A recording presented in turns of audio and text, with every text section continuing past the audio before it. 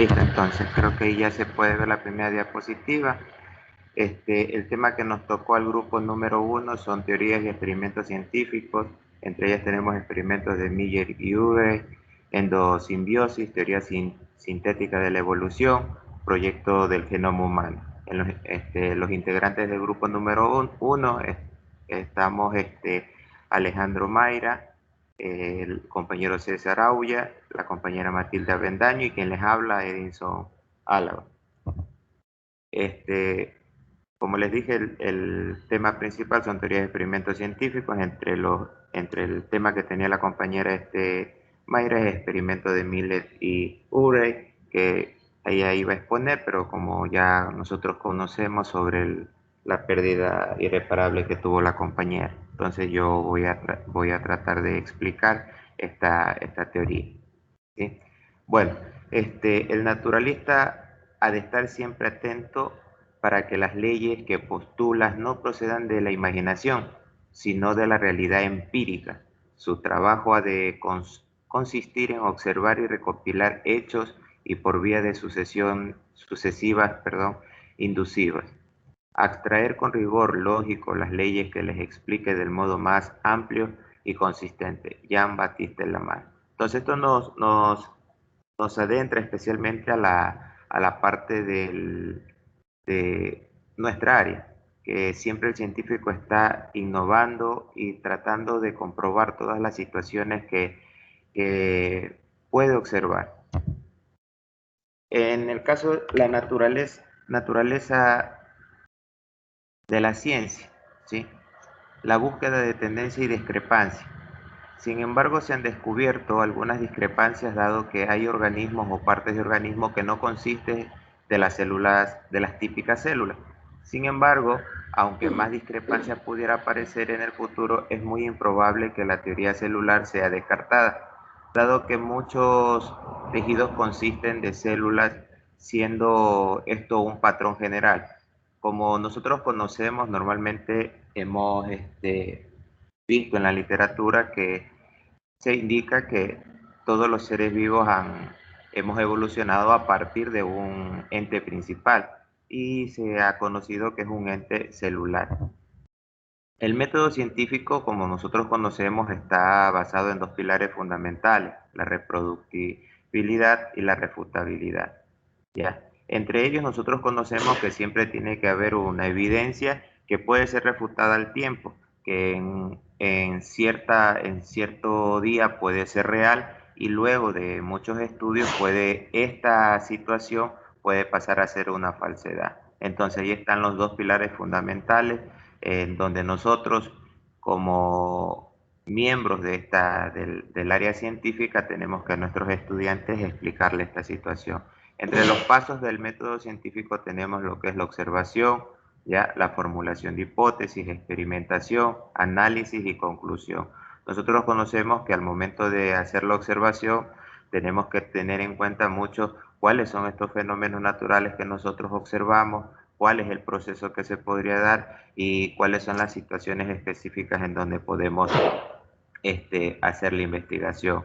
La hipótesis es una lógica, es una situación que nosotros debemos de comprobar, ¿sí? Mediante una lógica inductiva y lógica deductiva. La experimentación, tomando en cuenta muchas de las variables que nosotros dentro de la hipótesis las consideremos, podrían ser independientes, dependientes e incontroladas. Y lógicamente, al terminar esta experimentación vamos a tener un análisis y una conclusión en donde vamos a comparar todos los resultados, todos los datos que procesemos, ¿sí? Mediante cuadros estadísticos y así hacer análisis en donde nosotros podamos establecer un resultado o un producto.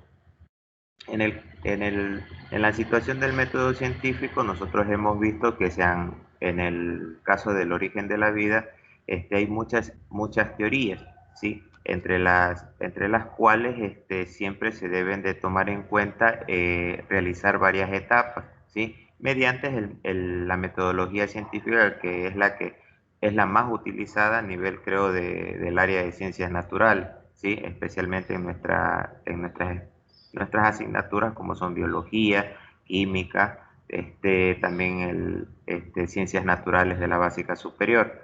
Siempre hay que tomar en cuenta que siempre una hipótesis nace a través de una pregunta, a la cual mediante la curiosidad tenemos que brindarle una respuesta. Eso fue lo que Francisco Redi tomó en cuenta, porque él quería saber por qué, de dónde nosotros nos originamos. Entonces nosotros conocemos uno de las actividades que él realizó como científico, y para llegar a esa pregunta que él se hizo, pues, ¿cómo se originó la vida? Nosotros conocemos que él tomó en cuenta un pedazo de carne, lo colocó en un frasco, ¿sí? En donde luego lo dejó destapado, luego de algunos días aparecieron organismos, pero habían sido lógicamente lo que eran las larvas del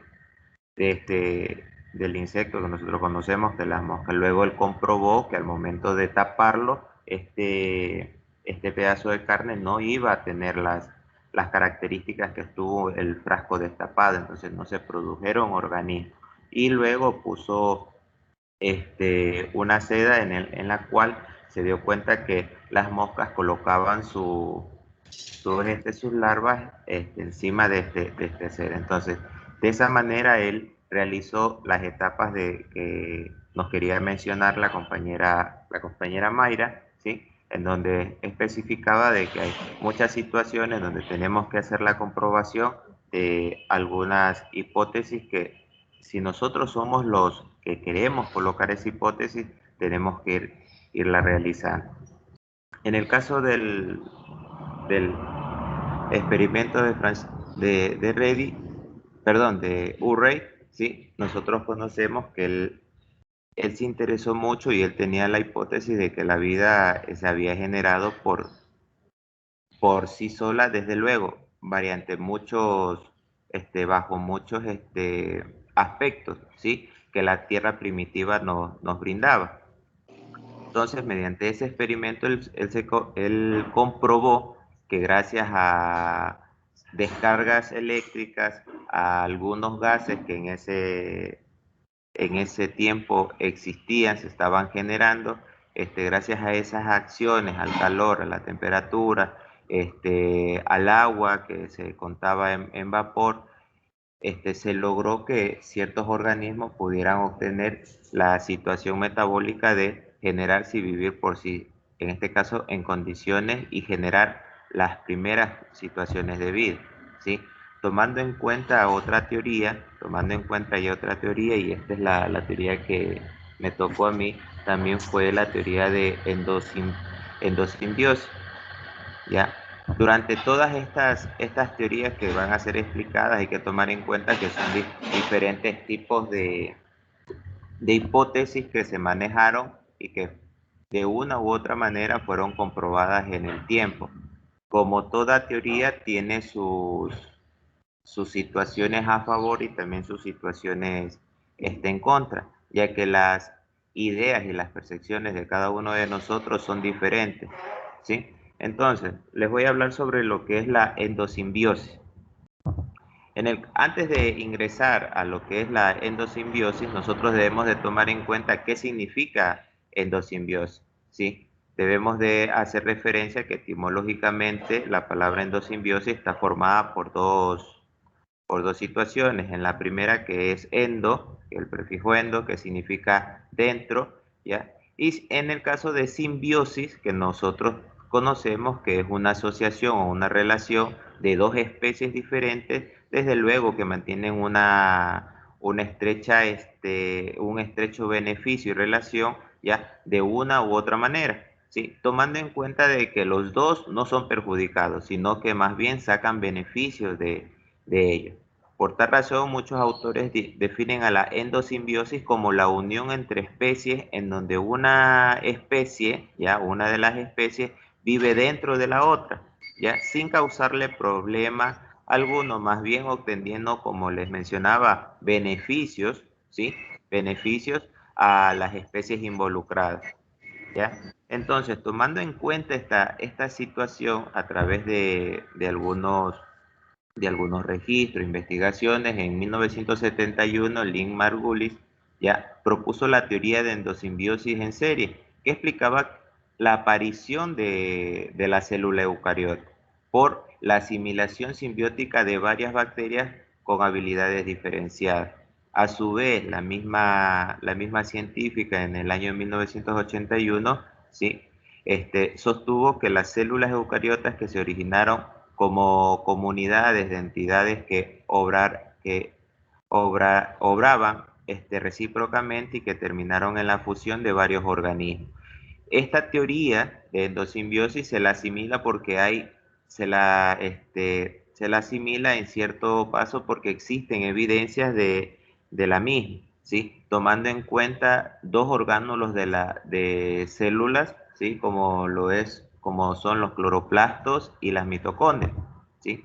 Nosotros, como podemos ver en la imagen, gráficamente es más o menos lo que la científica Margulis nos indicaba en la teoría, ¿sí?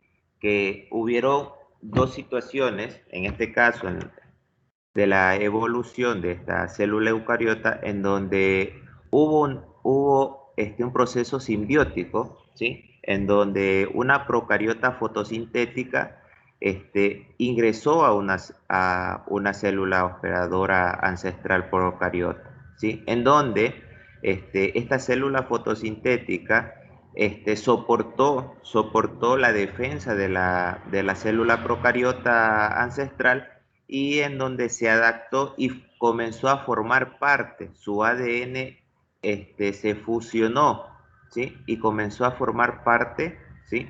De la célula ancestral, ¿sí? Lo mismo sucedió con una procariota heterotrófica aeróbica, ¿sí? Y que de la misma manera que la fotosintética, de la misma situación, soportaron la defensa de la célula hospedadora y por situaciones, ¿no? Por situaciones de la vida, por situaciones del mundo en ese entonces, se adaptaron y pasaron a formar parte. Al momento que se mezcló el ADN de estas células, pasaron a formar parte de esta gran célula, se podría decir, ¿sí? Tomando en cuenta que ya no eran entes individuales, sino que formaban un conjunto, tomando en cuenta también la situación de que la procariota fotosintética pasó a formar parte como un orgánulo más de la célula.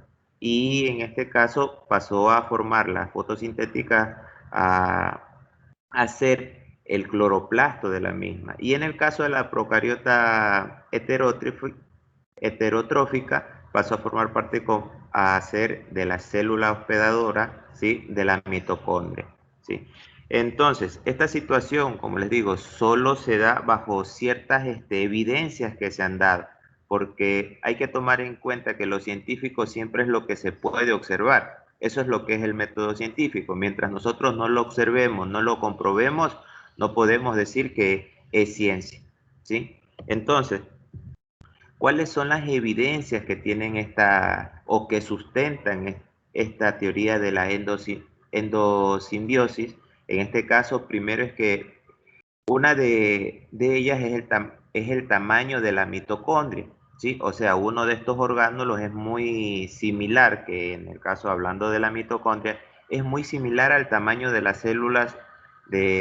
células procariotas heterotróficas, ¿sí? El cual es semejante al de algunas bacterias, tanto así también el de los cloroplastos. Como las mitocondrias están compuestas por un ADN bicatenario circular cerrado covalentemente, entonces es otra evidencia que la mitocondria, ¿sí?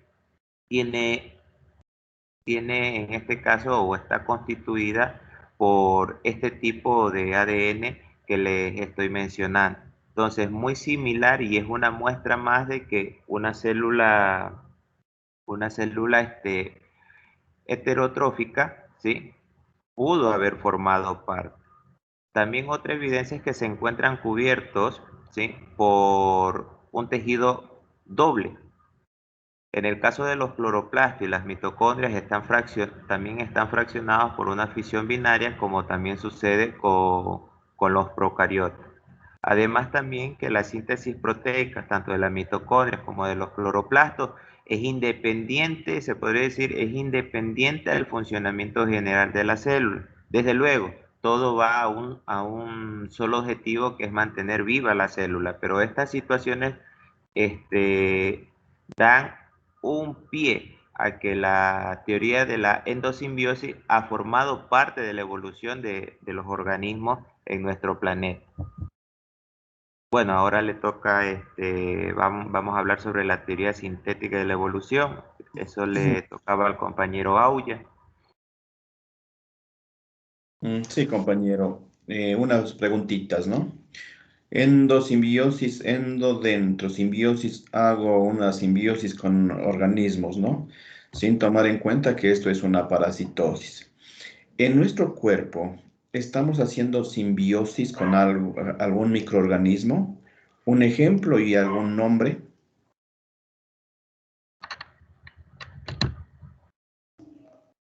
Aló. Ahí, ¿Sí? perdón, sí, dígame cómo fue la pregunta.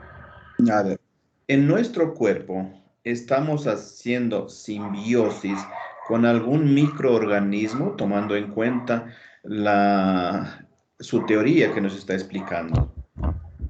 Ya, sí, en el caso de la flora bacteriana que nosotros tenemos en la parte intestinal, este, y directamente somos beneficiados de esa flora bacteriana, ya que la flora bacteriana nos ayuda al proceso de digestión.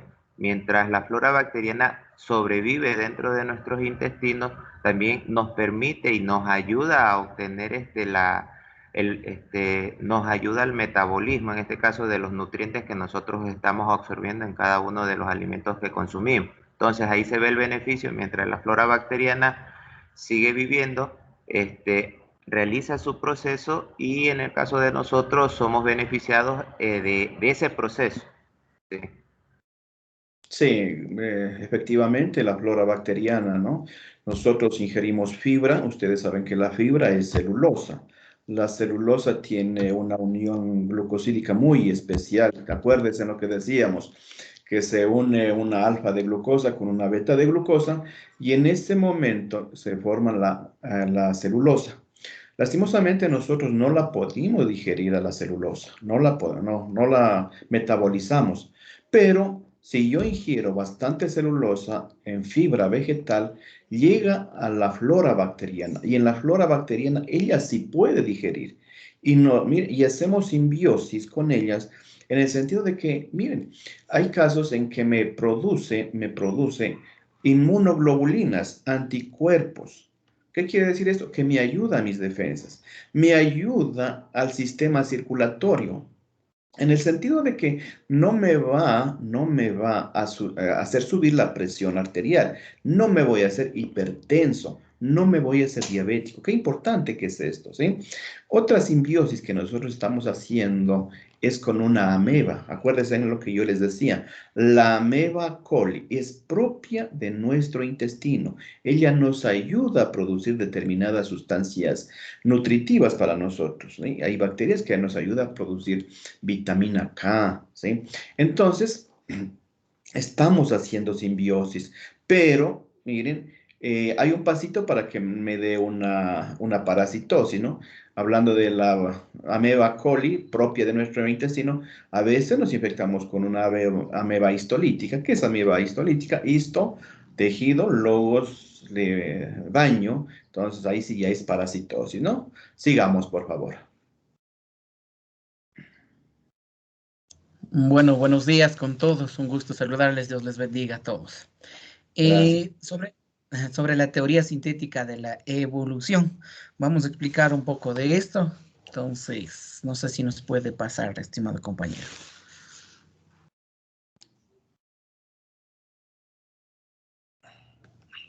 Sí, la teoría sintética de la evolución. En esto es la combinación de la teoría de la evolución de Charles Darwin con los principios de la genética mendeliana. Esto se conoce con la síntesis de neodarwiniana o la teoría sintética de la evolución. Es decir, esta teoría intenta relacionar la teoría de la evolución con la paleontología, la sintética y la genética. Entonces, para los defensores de esta teoría sintética, la evolución de las especies resulta de la interacción sobre la variación genética, en donde se origina la combinación de alelos y las mutaciones y la selección natural. Por otras partes, tenemos también la teoría más acertada actualmente es la teoría sintética de la evolución o neodarwinismo, basada en el darwinismo. Es decir, que aplicando los conocimientos actuales de la genética, lo que permite es explicar la variabilidad de individuos de una especie y cómo se heredan esos caracteres de un individuo a sus progenitores. Entonces, también tenemos uno de los principales fundamentales de la teoría. Puede pasarnos, estimado compañero. Entonces, por una de las partes, ¿cuáles son los principales fundamentos o fundamentales de la teoría sintética de la evolución? Tenemos los tres. Acá podemos observar lo que es la variación en los rasgos entre los individuos de una población. Esto se debe, por una parte, es la recombinación genética que tiene lugar a la reproducción sexual. Y también, por otra parte, podemos vernos que es la existencia de las mutaciones. También tenemos como segundo fundamento las mutaciones son producto, dice, del azar y la mayor parte de ellas son perjudiciales e incluso, dice, letales, perdón, por lo que normalmente se desaparecen. Dice, pero, sin embargo, podemos ver en algunas mutaciones pueden resultar favorables para los individuos, especialmente cuando las condiciones ambientales se cambian. Otra también tenemos bajo la idea de la teoría sintética de la evolución, la naturaleza dice selecciona las mutaciones favorables, denominadas mutaciones adaptativas, de forma que a lo largo las poblaciones están perfectamente adaptadas a su entorno. Más bien, también tenemos siguiente diapositiva, estimado compañero. Ahí además tenemos otros rasgos especiales de la teoría que plantean la evolución a través de la selección natural, diciendo que es un proceso que consta de dos etapas, las cuales la producción de una variación o variabilidad genética mediante las mutaciones. Esta variación en sí, de las mutaciones, la variación produce o es producida en la primera fase, que es la aleatoria, en el sentido de que no está causada ni relacionada con las necesidades habituales del organismo o también es decir que es la naturaleza de su ambiente. Otra relación tenemos la regulación de esta variabilidad está dada por la selección natural, como lo decíamos en último, que se puede operar en la segunda etapa en sí con total éxito, puede ser en tal razón en el enorme fuente de variación existente. Así también la variación es el responsable de suministrar el alto grado de individualidad de cada sistema viviente. Eso es lo que más bien me tocó exponerles. Gracias. Unas preguntitas, a ver, compañero Aulia. Usted me está diciendo que la evolución es la combinación de los alelos, ¿no es cierto? Y efectivamente es así. ¿Usted me puede decir qué es un alelo? Ya habíamos trabajado sobre esto.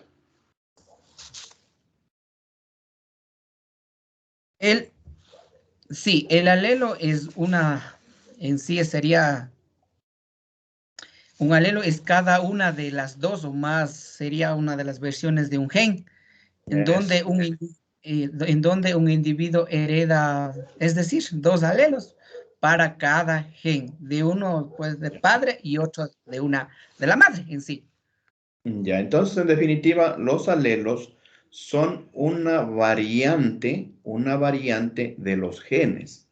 ¿Y dónde está la diferencia? En la disposición de las bases nitrogenadas, ¿sí? Si yo tengo adenina, citosina arriba y abajo citosina guanina, citosina, timina, adenina, yo le cambio, yo ya tengo un gen. Acuérdense cuando hablábamos del pelaje del ratón. El pelo del ratón tiene tres alelos del mismo gen, ¿sí? En la evolución, acuérdense en lo que habíamos hablado del pelaje del oso polar. En una primera instancia, el oso polar era el pelaje era color gris, pero la supervivencia era de un 40-45%. ¿Por qué? Porque el alimento le vía y se huía, ¿cierto? Pero mutó y cambió el color del pelaje a blanco y la supervivencia del oso polar prácticamente aumentó a un 90-95%. ¿Por qué? Porque el medio ambiente influenció en este sentido. Miren lo que es importante, acuérdense de los alelos nuestros, ¿no es cierto? Cuando hacemos una tipificación sanguínea, nosotros tenemos grupo A, grupo B, grupo AB, grupo 0, que depende de los alelos que nosotros heredamos de nuestros padres, ¿sí? Sigamos, por favor.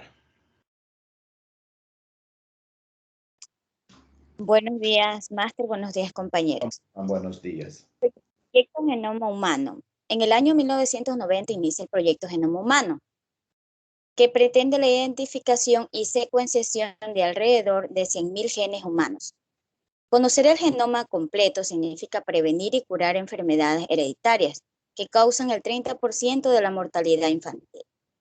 Durante el año 1992 se realizaron los primeros frutos del proyecto con la publicación de los mapas de segmentos de ADN, clonados de los cromosomas Y21 y 2 pares genéticos de la totalidad del genoma del hombre.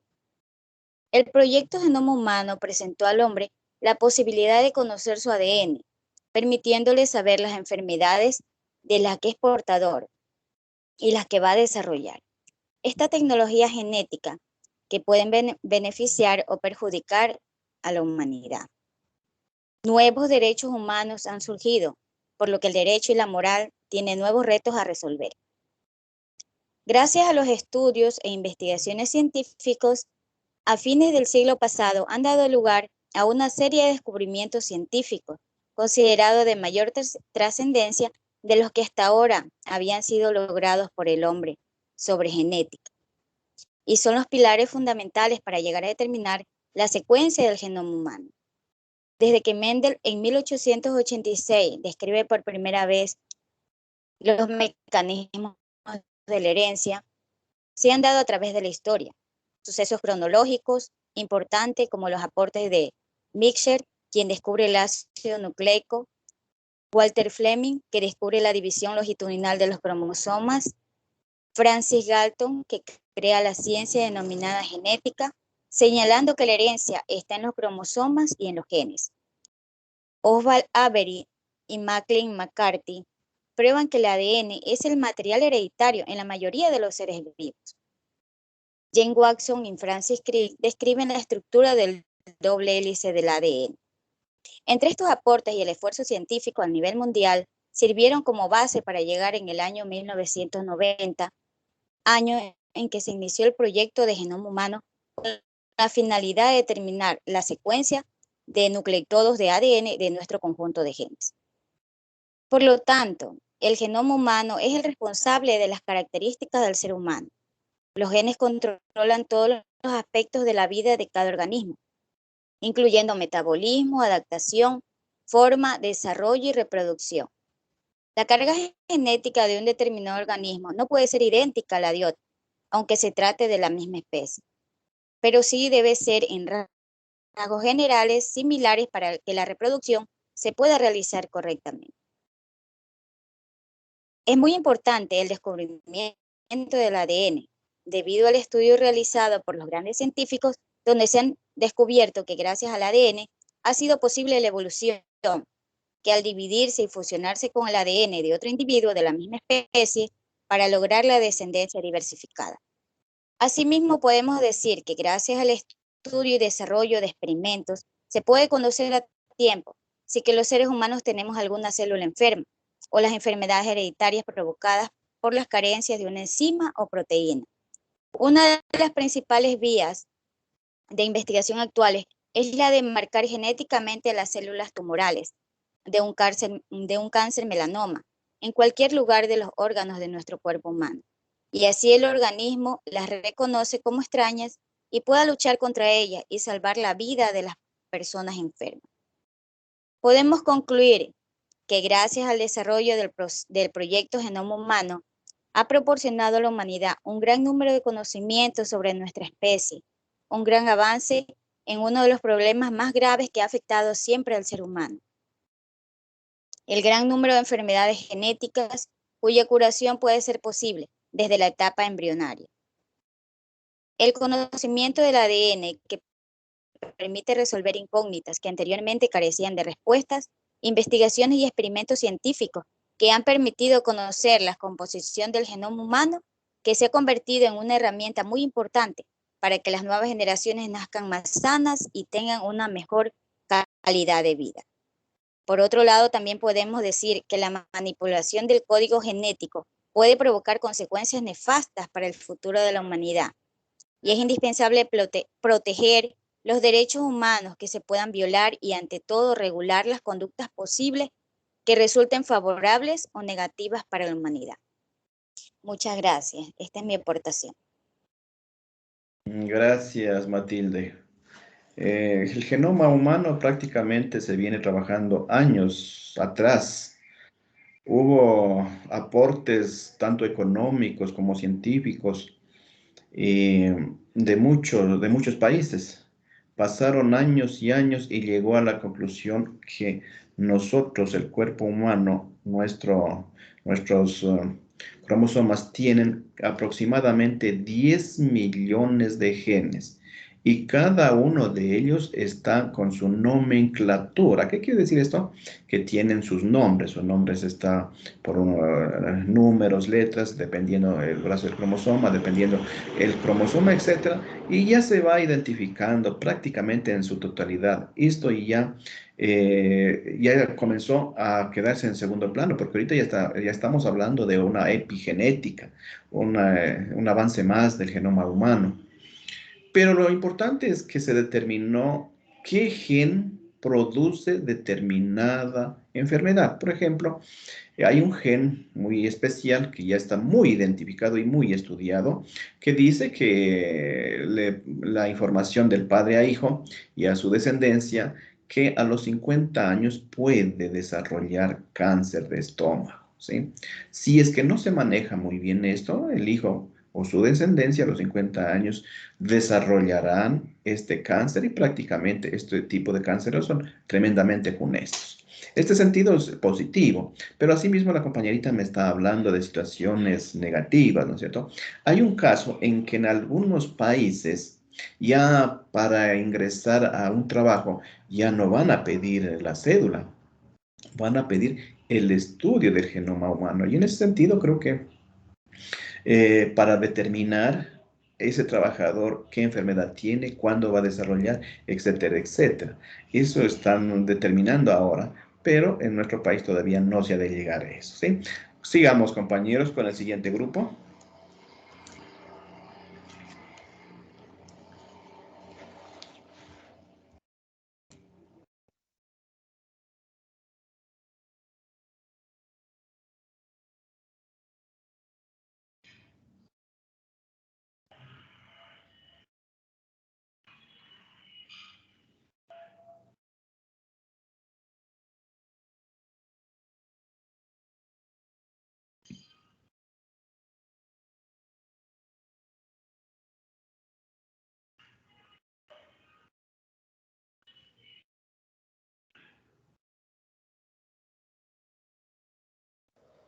Buenos días, mister. Buenos días con todos. Buenos días.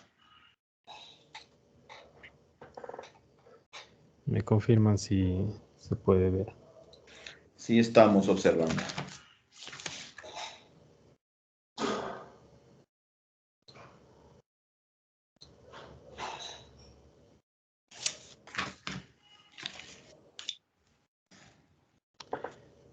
Bien, el grupo número 2 está integrado por Bermeo Ángela, Burgos Julio, mi persona Joan Erazo, el compañero Juan Feijó y el compañero César Gavilanes. El tema general que nos toca exponer es sobre las aplicaciones del conocimiento biológico, es decir, una recopilación de todos aquellos aportes que se ha logrado en la ciencia mediante el estudio de la biología. Pero para hacer esta recopilación hemos tomado también el hacer un antecedente de cómo es que aparece la biología. Es así que la biología se remonta al estudio de los seres vivos desde la antigüedad hasta la época actual. Aunque los conceptos de biología como ciencia en sí nacen desde el siglo XIX, la ciencia biológica surgieron en tradiciones médicas e históricas que remontan a la medicina en el Antiguo Egipto, también los trabajos de Aristóteles y Galeno, como en el antiguo mundo grecorromano. A principios de la Edad Moderna, el pensamiento biológico experimentó una evolución en Europa con el renovado interés hacia el empirismo y por el descubrimiento de las grandes cantidades de nuevos organismos que iban apareciendo según los descubrimientos y avances tecnológicos. Siempre debemos ver que la ciencia ha ido evolucionando a la par también de la tecnología. Aquí aparecen figuras prominentes en este movimiento como Besalio y Harvey, que utilizaron la experimentación y la observación cuidadosa de la fisiología. Es así como iban redactando sus ensayos y plasmando sus descubrimientos. Y también aparecieron naturalistas como Linneo y Buffon, que iniciaron la clasificación de la diversidad de la vida y también el registro de los fósiles, así como el desarrollo y el comportamiento de los organismos. También aparece la microscopía, que reveló el mundo antes desconocido de los microorganismos, sentando las bases de la teoría celular. Durante el siglo XVIII y XIX, las ciencias biológicas como la botánica y la zoología se convirtieron en disciplinas científicas cada vez más profesionales. Aquí aparecen personas como Lavoisier y otros científicos físicos que comenzaron a unir el mundo animado con el inanimado a través de la física y la química. Los exploradores naturalistas como Alexander Humboldt investigaron las interacciones entre organismos y su entorno y los modos en que esta relación depende de la situación geográfica, iniciando así con la biogeografía, la ecología y la etología, que este es el estudio del comportamiento del ser humano como el de los animales. Los naturalistas comenzaron a rechazar en esencia, las anteriores teorías y consideraban más importante el de la extinción y la mutabilidad de las especies. La teoría celular proporcionó una nueva perspectiva sobre los fundamentos de la vida. Esta investigación, así como los resultados obtenidos en los campos de la embriología y la paleontología, fueron sintetizados en la teoría de la evolución por la selección natural de ya el conocido Charles Darwin. También teníamos otros naturalistas como Lamarck, que también hicieron sus aportaciones, pero en sí la mayoría de los estudios de la evolución se basaron en las conclusiones que realizó Charles Darwin tras sus estudios. En el final del siglo XIX vio la caída de la teoría de la generación espontánea y el nacimiento de la teoría microbiana de las enfermedades, aunque el mecanismo de herencia genética fue todavía un misterio.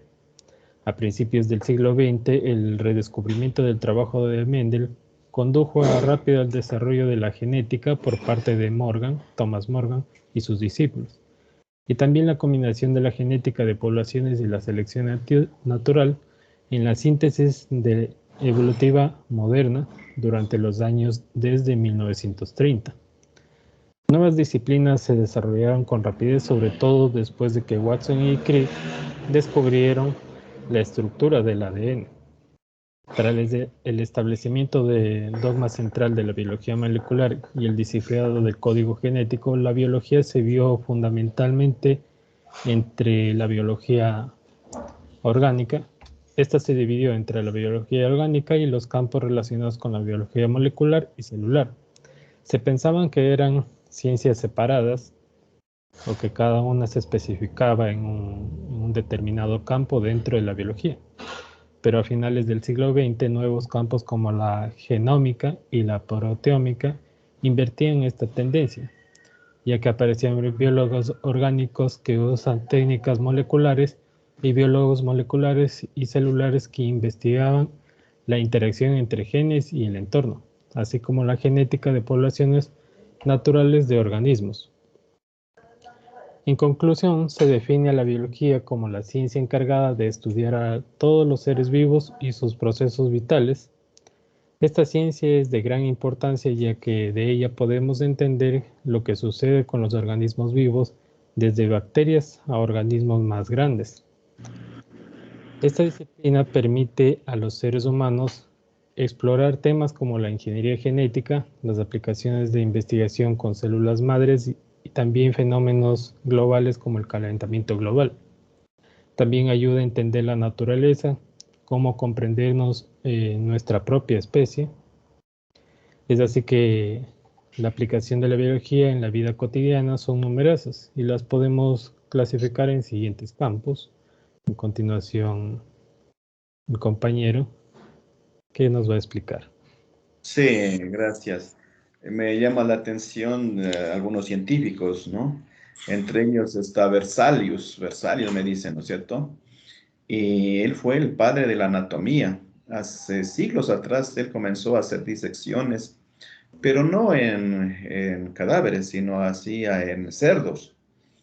Y comenzó a acuñar terminologías que hasta ahora se manejan. Por ejemplo, él dijo, a ver, esta articulación se va a llamar diartrosis. Esta articulación se va a llamar anfiartrosis. Esta articulación se va a llamar sinartrosis. Y él comenzó a acuñar este tipo de terminología.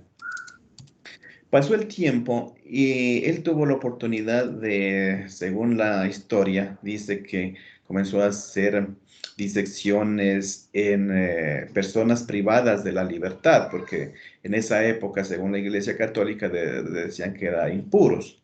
Entonces les daban para que Berzelius, con todos sus colaboradores, hacían sus disecciones. Y se dieron cuenta que verdaderamente los sistemas óseos, osteoarticular, eran idénticos a nosotros. Y miren, comenzó hace muchos siglos atrás acuñando términos anatómicos que hasta ahora se manejan. De igual manera, Roberto Hooke, ¿no? Roberto Hooke, que fue un científico que comenzó a jugar con lentes, y él, acuérdense que ahí hizo el microscopio, él hizo un tipo de telescopio también.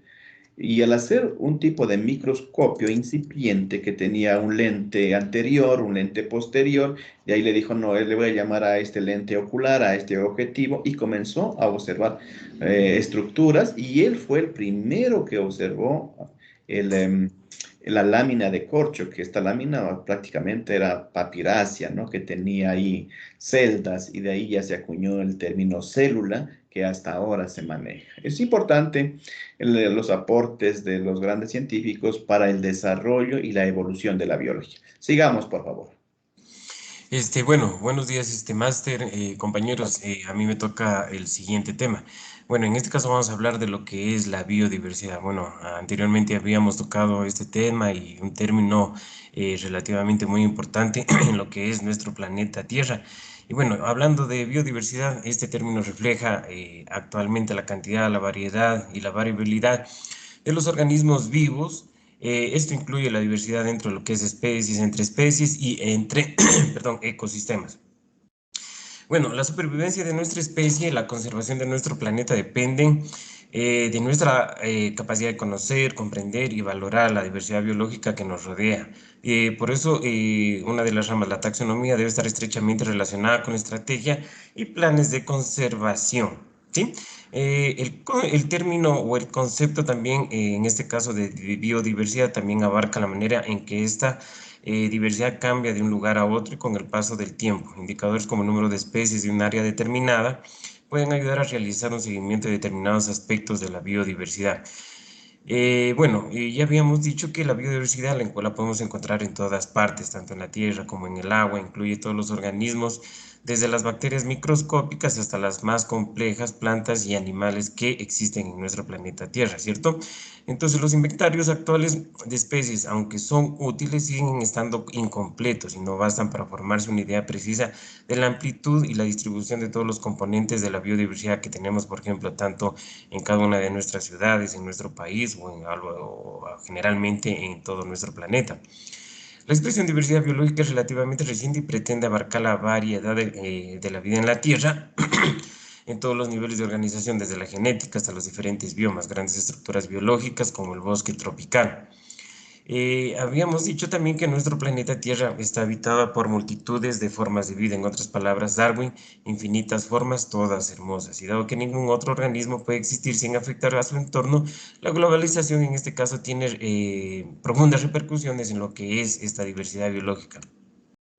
Bueno, hablando un poquito del origen de la biodiversidad, tiene múltiples teorías. Una de ellas es el fijismo, que sostiene que los organismos no han cambiado desde su creación, es decir, se han mantenido fijos a lo largo de la historia, por lo cual la biodiversidad siempre ha sido la misma. Por otro lado, también tenemos otra teoría, lo que es el evolucionismo, donde indica que los organismos se han transformado a lo largo del tiempo, lo que ha generado esta diversidad biológica. Pero bueno, en todo caso, todos los aspectos de la biodiversidad a ritmo actual de cambio y extinción en cientos de veces superior al registrado con anterioridad, desde que se tiene constancia y no hay indicios de que dicho ritmo vaya a reducirse. Por todo esto, la naturaleza ya sabemos que nos provee de una amplia variedad de servicios ambientales y recursos. Esa riqueza es vital para nuestra subsistencia, pues nos proporciona lo que todos tenemos a diario: comida, ayuda a combatir y a reducir enfermedades y sirve, entre otras cosas, para mejorar la salud mental a través de una aproximación a lo que son los espacios verdes. Bueno, es todo lo que puedo aportar respecto a biodiversidad. Doy el paso al compañero que va con el siguiente tema. Muchísimas gracias.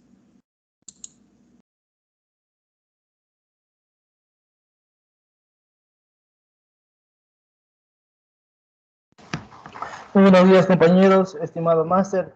El tema que me ha tocado a mí es la evolución y genética. En el caso de la genética, la compañerita Karina va a encargarse de ese tema, ¿no? En mi caso sería la evolución.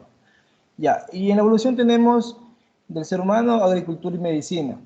Como ustedes ya saben, el ser humano ha interactuado con el medio ambiente, con las plantas, animales y en su propio ser, para poder mejorar sistemáticamente lo que es su estadía en el planeta Tierra, ¿no?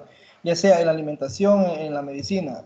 ¿Qué podemos ver nosotros como evolución en la parte de la agricultura? Anteriormente, hace varios cientos de años atrás, encontrábamos alimentos de forma primitiva, de forma salvaje, ya sea el plátano, ya sea la sandía, el arroz, entre otros alimentos que actualmente nosotros nos podemos dar el gusto de ver en abundancia. Anteriormente, una sandía no era más que un pequeño fruto silvestre, no dulce, casi incomible, pero mediante el desarrollo y la selección que el ser humano hizo, nos ayudó a poder tener un alimento mucho más grande, mucho más jugoso, mucho más carnoso, mucho más dulce, para el beneficio del ser humano en sí, ¿no?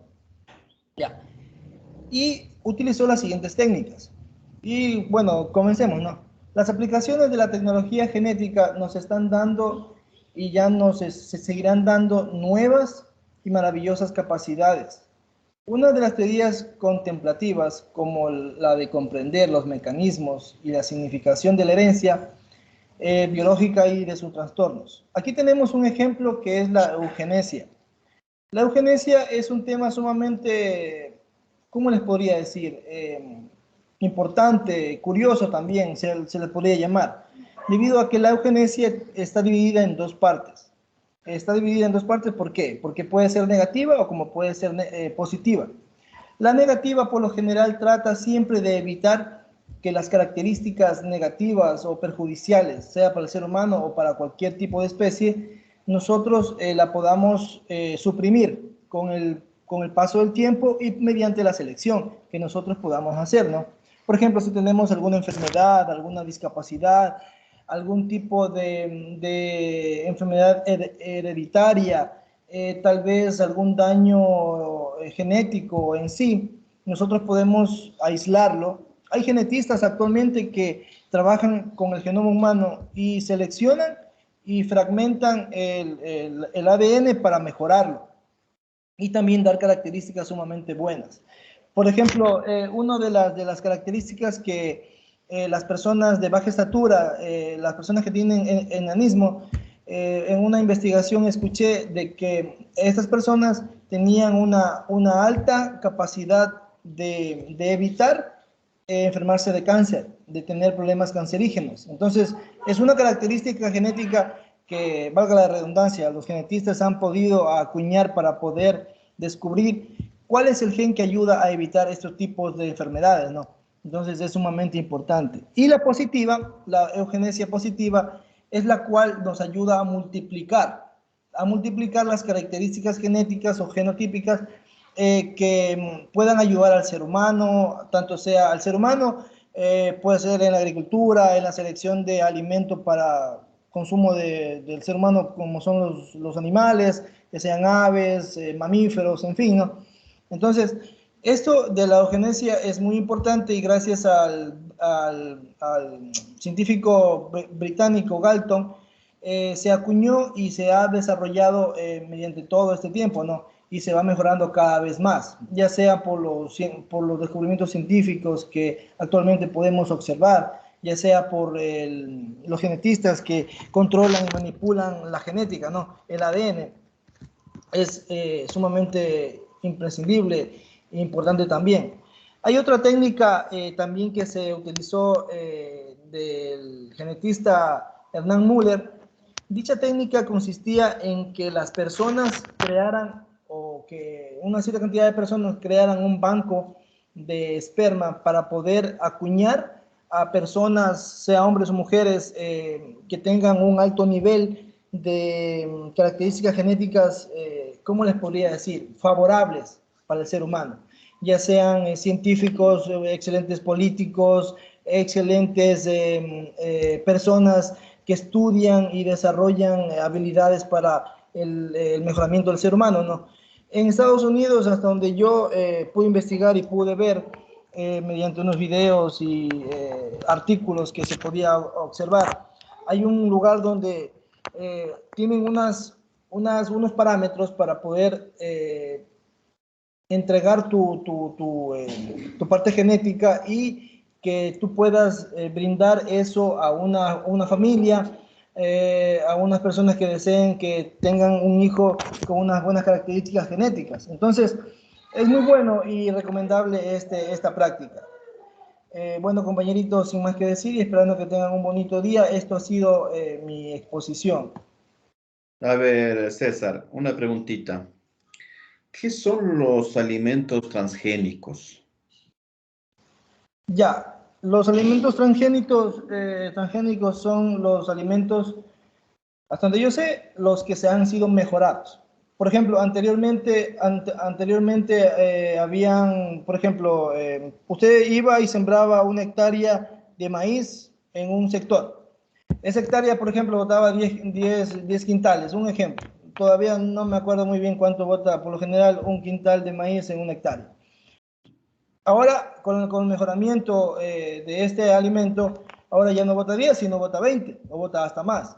Entonces, se refiere a ese tipo de mejoramiento para aumentar la producción, no producción, sino productividad.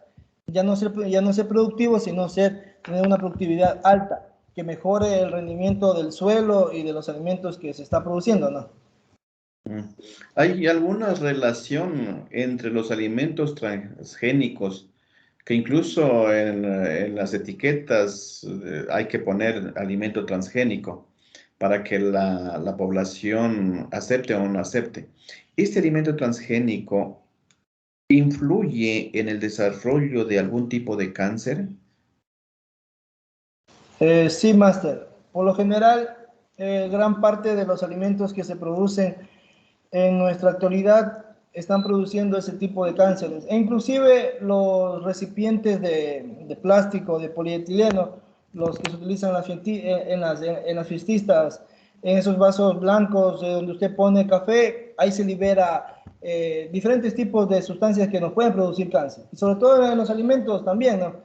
Porque utilizan químicos, utilizan una gran cantidad de productos para mejorar la productividad. Y esto hace que sea malo, ¿no? Bueno, ¿alguien me está alzando la mano? ¿Me estás...? Sí, ¿cómo está? Buenos días. Sí, por ¿Cómo? hacer un aporte en esto de los transgénicos, justamente tuve la oportunidad de participar en un taller binacional sobre seguridad y soberanía alimentaria. Y ahí se toma mucho lo de los transgénicos. Realmente creo que, aparte de lo que usted habla sobre la salud y todo lo demás, también puede causar un problema muy grande en el impacto a la biodiversidad. Por ejemplo, se hablaba del maíz transgénico. Al producir un maíz transgénico, por ejemplo, se daba un ejemplo en una población X que cultiva una variedad de maíz. Sabemos que en el caso del maíz hay más de 250 variedades solo en el Ecuador. Si se trae un transgénico, se lo siembra, ese polen de esas plantas transgénicas puede polinizar las plantas nuestras especies, y puede modificarlas ya genéticamente a todas ellas. Inclusive eso acarrea problemas legales, porque en algún momento Monsanto, que es en este caso la industria internacional de producción de semillas, ellos pueden reclamar como suyas las especies que se están cultivando en nuestro país. Eso, y en lo que usted habla también sobre el transgénico es una especie que se obtiene al insertarle un gen que tiene una característica específica. Le puede dar, por ejemplo, resistencia a una enfermedad, le puede mejorar la productividad, el tamaño, el color, qué sé yo, cualquier característica o cualquier carácter a una nueva especie. Se puede hacer entre especies, no solo puede ser entre plantas, puede ser de una planta a un animal, o de un animal a una planta. Entonces resulta bastante complejo. Nosotros le refutamos mucho sobre esto, pero hasta esa fecha no había realmente un estudio específico que diga que causa cáncer o que causa algún otro problema. Lo que sí se daba es que podía provocar ciertos tipos de alergias y cierto tipo de intolerancia, pero no hasta el punto del cáncer. Eso es lo que se manifestaba en ese taller que le digo que tuvimos. Es un aporte nomás, gracias. Ya, gracias. ¿Hay otro compañerito que me está alzando la mano, por favor? Sí, mister. También Gracias. no solamente se dan los transgénicos en las especies de plantas, también hay estudios o prácticas en alteraciones genéticas en animales. Por ejemplo, en Argentina se están produciendo por esta manipulación genética vacas que producen más leche.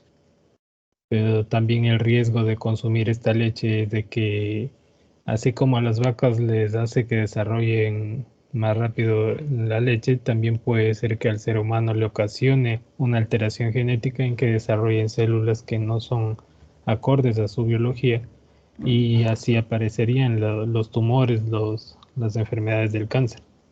Hay estudios que están tratando de hacer que las células, que la leche que produce una vaca sea igual que los nutrientes que tiene la leche materna. Entonces, llegar a ese tipo de manipulación genética es un alto riesgo. Ya vimos qué es lo que ocurrió con la oveja Dolly, y lo mismo puede estar ocurriendo si consumimos este tipo de alimentos. Ya, gracias. ¿Se acuerdan ustedes cuando tratábamos de las ciclinas? Las ciclinas eran las sustancias químicas que Regulaban el proceso de división celular, mister. regulaban el proceso de división celular llamado mitosis. Se ha visto que estos alimentos transgénicos alteran a estas ciclinas, y al alterar estas ciclinas ya no hay control de la mitosis. ¿Qué quiere decir esto? Que la mitosis comienza a producir más células de una manera descontrolada.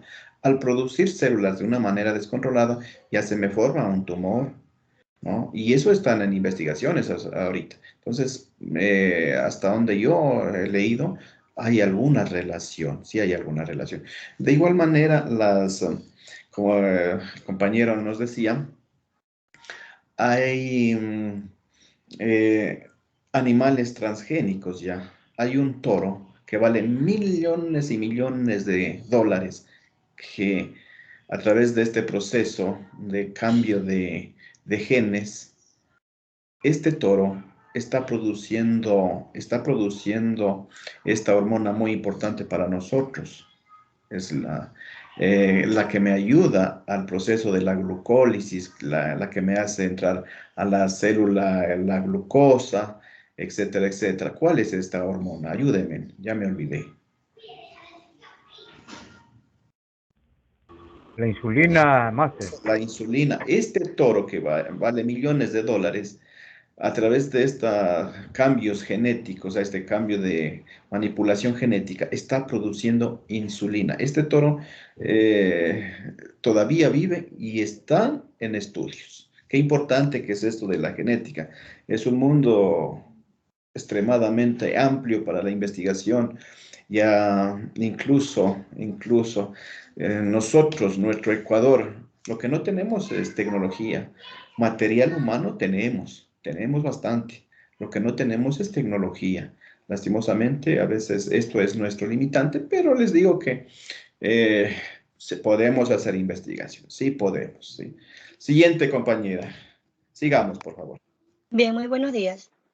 Mi nombre es Karina Bermeo y voy a hablar lo que tiene que ver con la biotecnología o la genética, en este caso, en plantas y también, ¿por qué no? Precisamente lo que estaban nombrando hace un rato, en animales. Sí, bien. También la genética se ha practicado de manera empírica, digámoslo así, o por desconocimiento miles de años atrás, desde que el hombre vino a poblar la tierra. De manera empírica porque el hombre a primera instancia era nada más y nada menos que un cazador y también un recolector. Se ha dado cuenta después de tanto andar de nómada de la importancia del cultivo y es así que se hizo agricultor. Cerca de 10.000 a 8.000 años atrás, para el periodo neolítico, hablamos ya, el hombre es un agricultor. Estas técnicas que aplicaba eran más bien empíricas, pero no de conocimiento científico, ni de análisis, ni de descubrimiento. Fue así que quien nos dio este estudio de genética y nos habló de herencia y de transmisión de caracteres fue el señor Gregorio Mendel, el gran estudioso científico, que aprendió esto también por ver a su padre que se dedicaba a la jardinería. Entonces él también se puso a hacer análisis de esta variabilidad de las especies en los vegetales en su jardín o en el jardín, ¿no? Mediante esto hizo los diferentes cruces ya conocidos, los que hemos analizado en los diferentes temas vistos en el curso, como es las 3 leyes de Gregorio Mendel. Cada una de ellas con un resultado distinto de una filial a otra.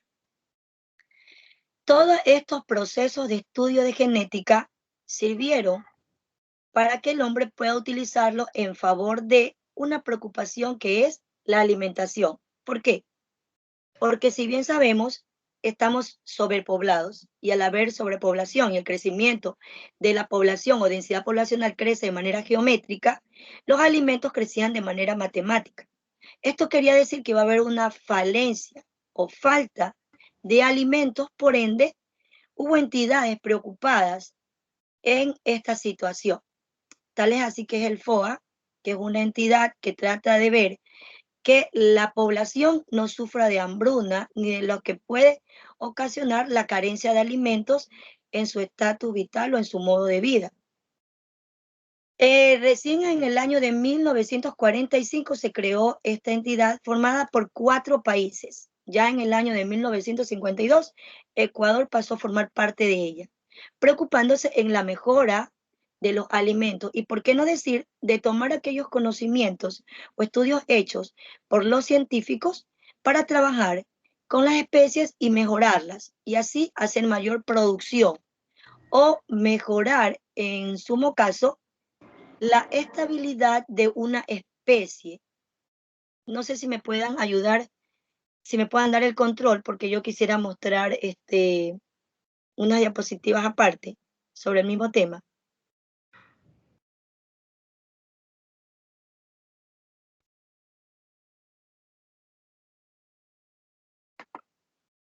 Aquí. Ah, ya, aquí, perdón.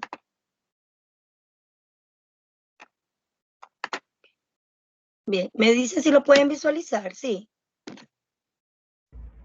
Sí se ve, compañera. Sí, ya, ok.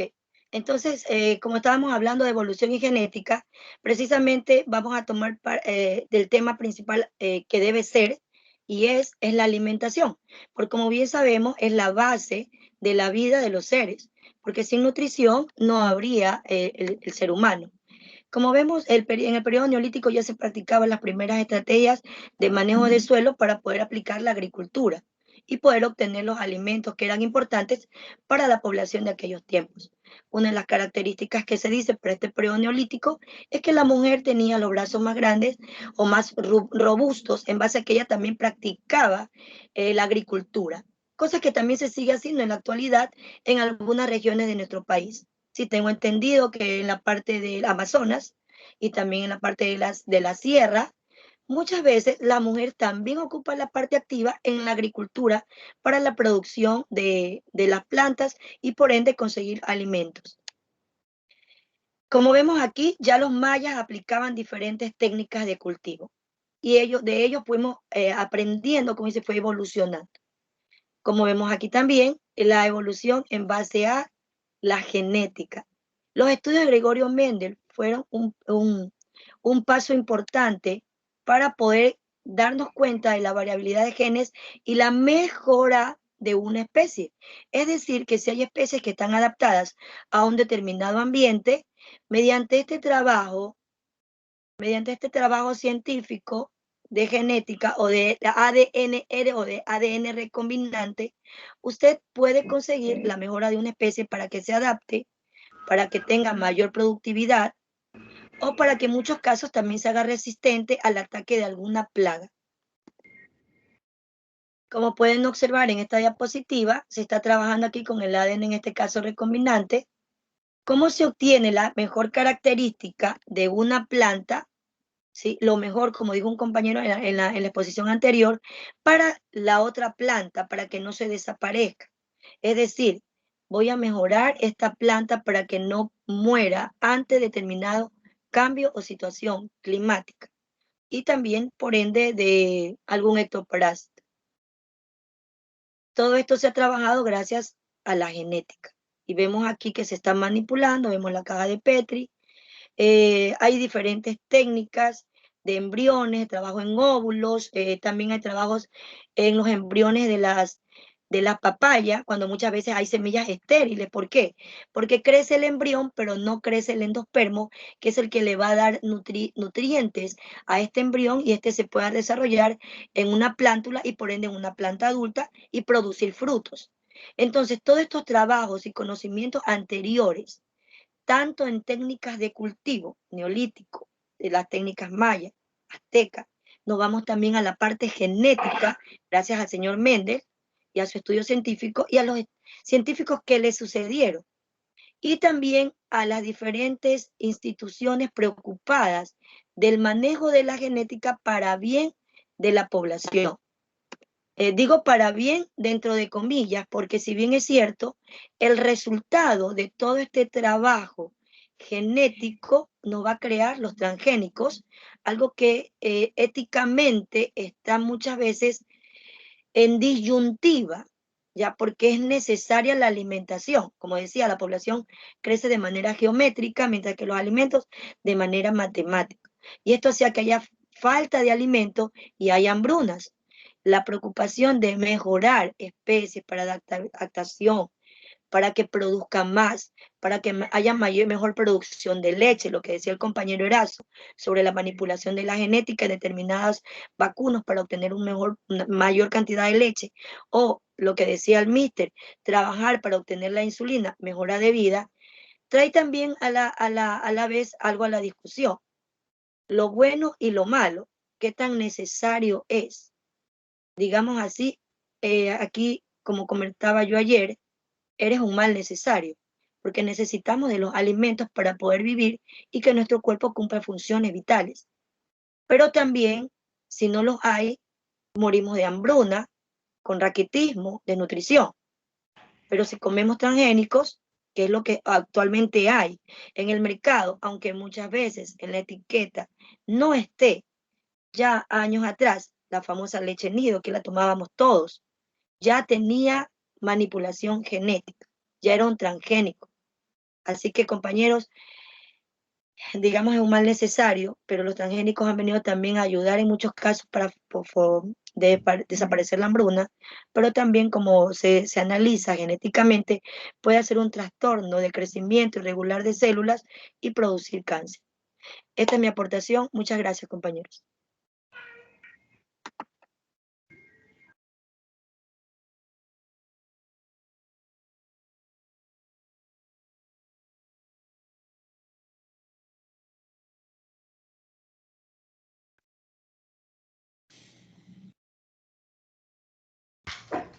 Sí, buenos días con todos, soy magíster y compañero docente. El tema, continuamos con el tema principal, ya este es nutrición alimentaria. Usted puede ver que una persona sana está una familia feliz. Atrás de ellos están los anteriores que consumían productos frescos de buena calidad. Entonces los niños, los jóvenes y adultos pueden desarrollar todo su potencial y mantenerse en buen estado. Esta alimentación es orgánicos, hoy en la actualidad también hay inorgánico, pero continuamos absorbiendo lo que tenemos en nuestra alimentación. En este hemos visto la pirámide alimenticia, que está formado por 6 grandes grupos, de los cuales consumimos a lo largo del día. La misma que se refleja, tenemos alimentos saludables completos, tenemos el primer grupo, como puede verse en la figura, cereales y legumbres. Luego tenemos verduras y frutas. También en la tercera, ahí están los derivados productos lácteos. También tenemos carnes y huevos. Y la quinta, tenemos aceites, grasas, semillas y frutas secas. En la sexta tenemos azúcar y dulce. Hay elementos que son llamados alimentos fuentes en nutrientes. Por ejemplo, la leche es alimento fuerte de calcio y carne a la vez también en hierro. A veces los seres humanos no comemos todo lo que nos ponen en mesa. Siempre vamos a tener dificultad porque no comemos lo que nos agrada. Entonces ahí vamos a sufrir enfermedades en nuestro cuerpo, en cualquier tipo de cuerpo, que esto nos afecte por la necesidad de ciertos elementos. De los cuales, compañeros, la siguiente lámina, ya. Generalmente tenemos 2 clases de macronutrientes y micronutrientes. En los macronutrientes están las proteínas, grasa, hidrato de carbono, algunos minerales y especialmente el consumo de agua. Usted sabe que todos los alimentos debemos consumir hasta 8 litros de agua, pero ahí está incluido el alimento, los jugos, la sopa. Macronutriente requiere una cantidad de pequeñas unidades expresadas en miligramos, una milésima parte de un gramo, que es esencial para nuestros consumos diarios. Tenemos también los micronutrientes, incluye la vitamina en ciertos minerales que permiten al organismo usar. Aquí se denominan los microminerales o los elementos, y a veces minerales también traza. Es necesario que nosotros aquí podemos consumir muchos alimentos que pueden evitar ciertas enfermedades. Por ejemplo, la alimentación diaria, comer una comida rutinaria, variar durante la semana. Por ejemplo, si comemos grasa, en la tarde ya no comemos legumbre, hortaliza, al día siguiente podemos hacer una parrillada, pero después de la próxima semana, no excesivamente en grasa. Usted sabe que nuestro cuerpo asimila también, pero debemos quemar grasa en el momento que nosotros hacemos nuestras actividades diarias. Por ejemplo, en el adulto estamos por 3 semanas consecutivas a hacer actividad física, no exceder demasiado. En esta, tener una comida equilibrada y en cantidades suficientes que permite el desarrollo correcto del individuo. Muchos jóvenes piensan que una dieta va a variar el costo del producto, del alimento. No. Una comida balanceada es, por ejemplo, si hoy como pescado, mañana como pollo, el otro día legumbre, así sucesivamente vamos variando. No es que el costo, hay que saber alimentar. Hay muchos que comemos comida rápida, por ejemplo, las hamburguesas, que nos vale $3.50, $2.50. En cambio, si con el mismo valor podemos comer legumbres, cereales, entonces con el mismo podemos comer, alimentar una familia. Luego tenemos la tecnología alimentaria.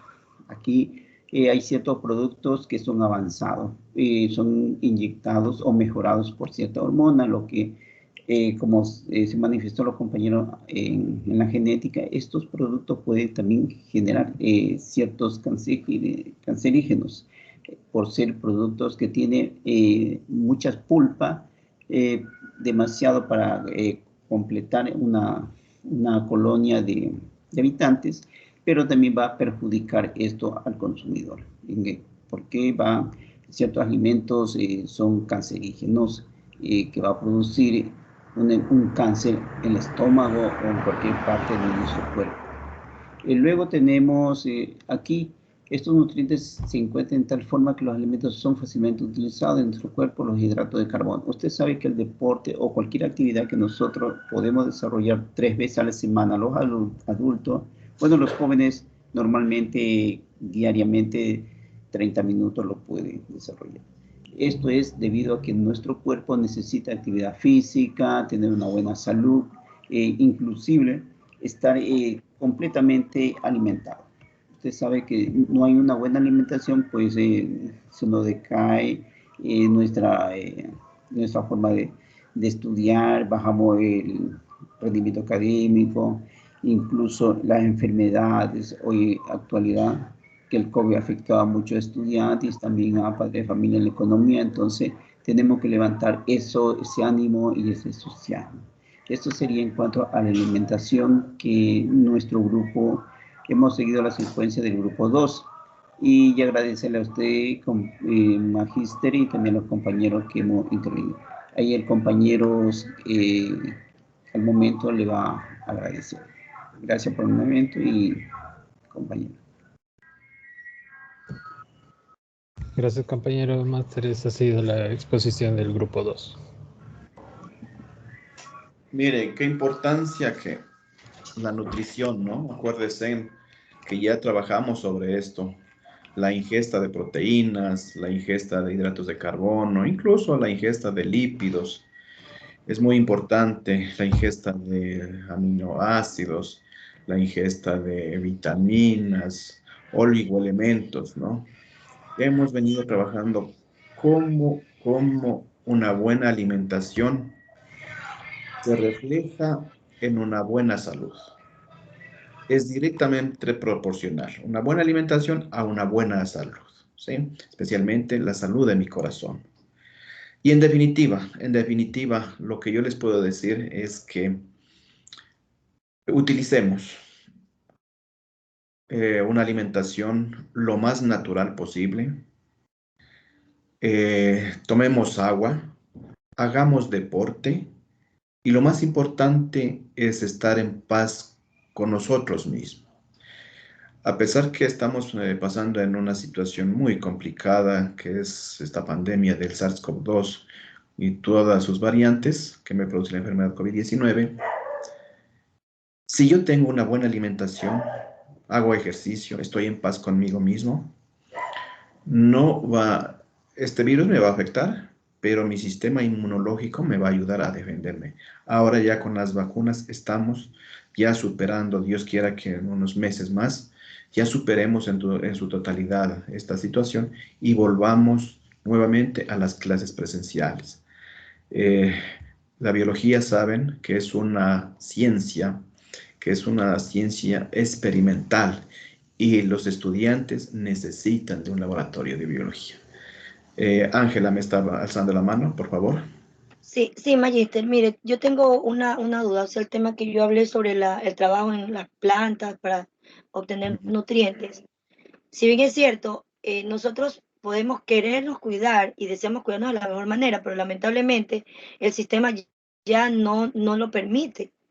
Porque yo le digo, ¿por qué? Cuando yo fui al campo, mi suegra que alquila para sembrar maíz, yo estaba cogiendo los maíces que estaban, después que habían sacado ya las plantas, y ya habían faenado, digamos, el maíz ya. Yo cogía los que estaban en el suelo y yo decía que yo los estaba desgranando para sembrarlos. ¿Qué me supo decir la señora que alquilaba ahí? Me dijo, no va a servir. Y yo le digo, ¿por qué? Porque esta semilla no nace, es estéril. Entonces, máster, ¿qué me quedó a mí aquí a la cabeza? Y siempre lo comento con los chicos. Prácticamente nosotros ya dependemos de este medio de transgénico, porque nosotros no sabemos lo que estamos llevando a nuestra boca. Esa semilla ya no iba a crecer, es estéril, quiere decir que ella tenía que ir a Agripac a comprar la semilla modificada, porque está modificada. Entonces, imagínense, ya indirectamente, es verdad, hay que llevar una vida sana, estamos inmiscuidos en este medio ya contaminante, y solo es cuestión de pedir a Dios y vivir la vida sanamente, como nos indica usted, en lo mayor que se pueda, para no enfermarnos, porque lamentablemente el sistema ya está, todo es transgénico ahorita, todo está modificado. Sí, es la realidad, o sea, no sé, gracias. Sí, lastimosamente es así la situación, ¿no? Estamos en una sociedad que prácticamente nos está invadiendo de información, a veces un poquito inadecuada. No me voy a adentrar en esto porque me pueden seguir juicio. Les voy a poner solo un ejemplo, Cuando hablábamos de enfermedades metabólicas, hablábamos de la diabetes tipo 2, ¿no es cierto? Y miren cómo diario en la televisión, en el radio, si yo voy a un supermercado, si voy a la tienda y veo panfletos, tomen determinada cola, determinada, etcétera, con todas sus gamas de nombres, con todas sus gamas de sabores y de colores, que miren, si yo sigo eso, les aseguro que en 2 o 3 meses me hago diabético. Entonces miren cómo la sociedad, ¿no? La sociedad nos impulsa a estas situaciones, pero nosotros debemos tener un pensamiento crítico y decir, a ver, qué es lo bueno y qué es lo malo, y esto enseñar a nuestros estudiantes. Siempre yo les digo, vayan, háganse en un agua de limón y no tomen esas bebidas carbonatadas. Sigamos, por favor.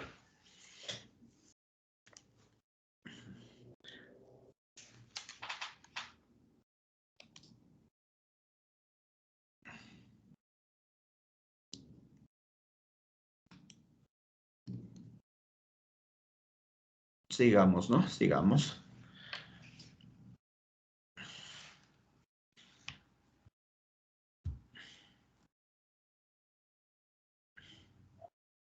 Ángela Karina Bermeo, ¿me estás alzando la mano?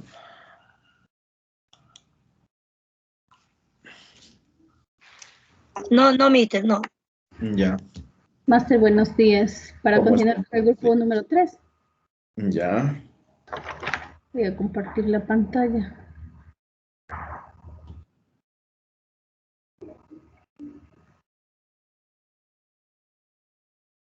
No sé si se puede visualizar. Estamos viendo. Sí, compañero. Muchas gracias. Máster, buenos días, compañeros. Un saludo cordial para cada uno de ustedes. Nuestro grupo es el número 3 y está conformado por la compañera Luz Hermentehuanche Orellana, mi persona Mónica Yiquín, la compañera Karina Macías, Jorge Maridueña y Medardo Mena, con el tema del método científico. ¿Qué le pasa? Un poquito hablando del método científico, vamos a referirnos a el método científico como a la ciencia, ¿no? Como un conjunto de pensamientos universales y necesarios para poder dar respuesta a varias interrogantes que se nos ha presentado en el proceso de nuestra vida y de nuestro entorno con la naturaleza. Vamos a ver que con la utilización del método científico, pues se ha podido dar avances en la ciencia, refutarla, organizarla y comprobar ciertas hipótesis que se han dado y las tenemos ahora como leyes o teorías. También vamos a ver que Desde la antigüedad ya se venía dando un método científico, aunque tal vez no conocido con este nombre, y lo inició Galileo Galilei con sus estudios. Él no se apegaba mucho a las... Ay, un ratito.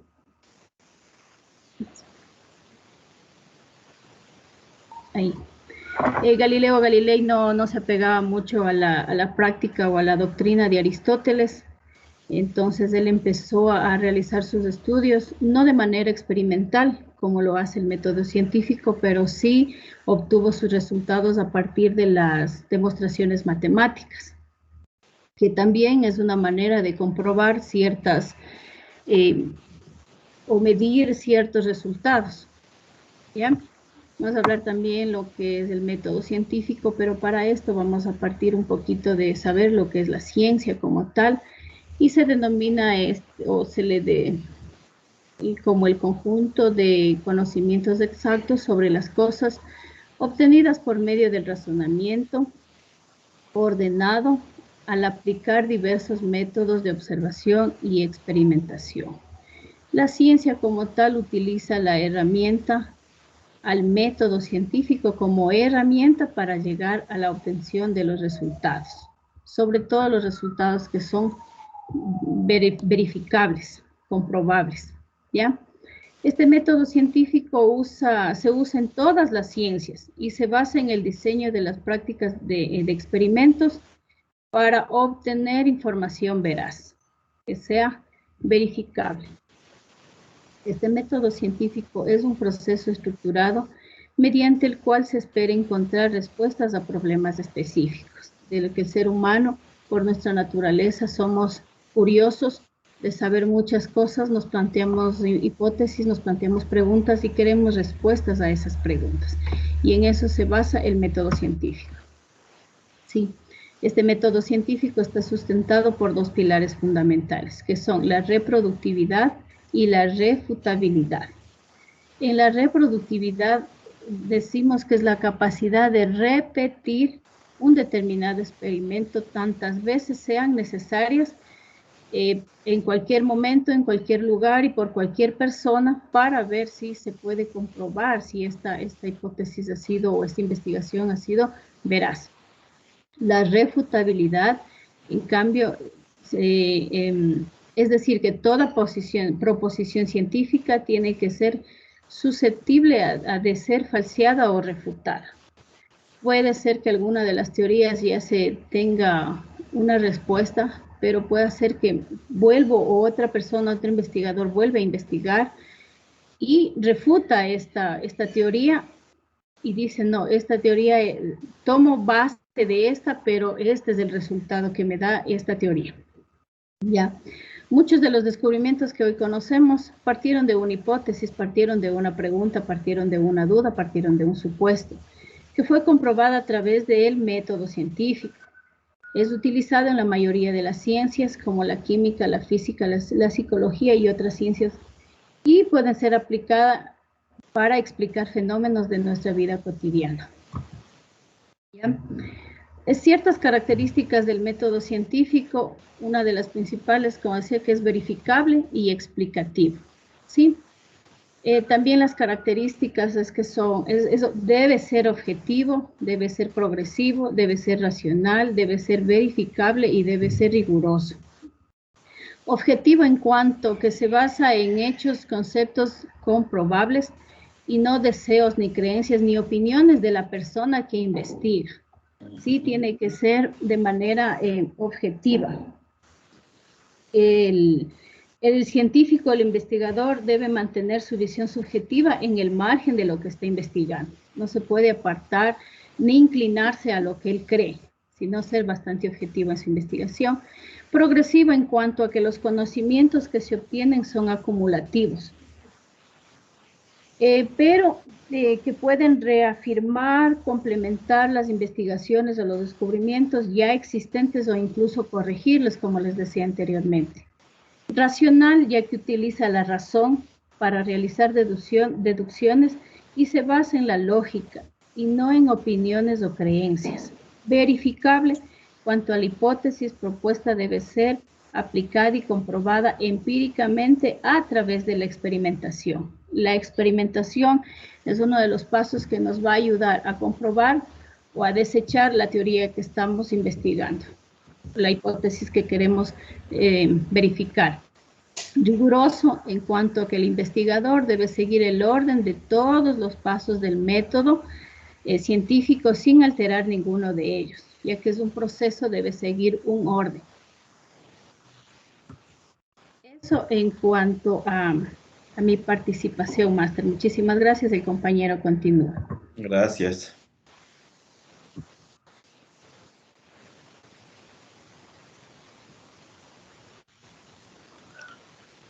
Compañeros, buenos días. Máster, buenos días. Buenos días. Compañera Mónica, por favor, adelante, ayúdame con la diapositiva. Medardo no. Continúa, Medardo. Ah, ya, perdón. Sí. Compañero Medardo. ¿Cómo le va? Muy buenos días, magíster. Buenos días, compañeros. Gracias, compañera Mónica. Continuando con la exposición de la compañera Mónica, si puede pasar la diapositiva, compañera, en la número 7, por favor. Yo visualizo tipos de método científico, no sé qué. ¿Puedo compartir?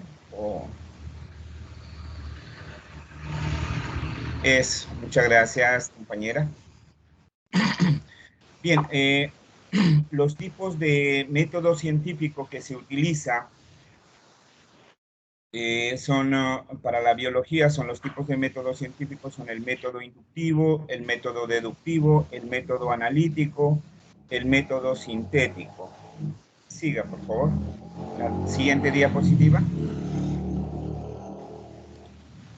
Bien, aquí vemos en el método inductivo, comúnmente se lo conoce pues con el proceso de inducción, como aquel que se realiza de forma mental y que conlleva al estudio de situaciones particulares hasta encontrar lazos de relación entre dichas situaciones y proceder al establecimiento de conclusiones generales que conforman el análisis, pueda ser aplicables a situaciones similares.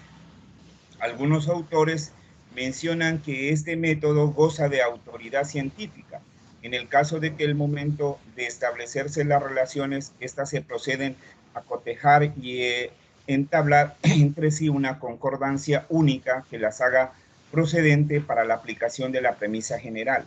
El método inductivo utiliza el razonamiento para obtener conclusiones que parten de hechos aceptados como válidos para llegar a las conclusiones cuya aplicación sean de carácter general.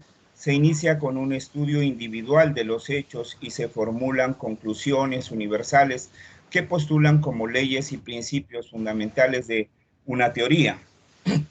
En cambio, el método deductivo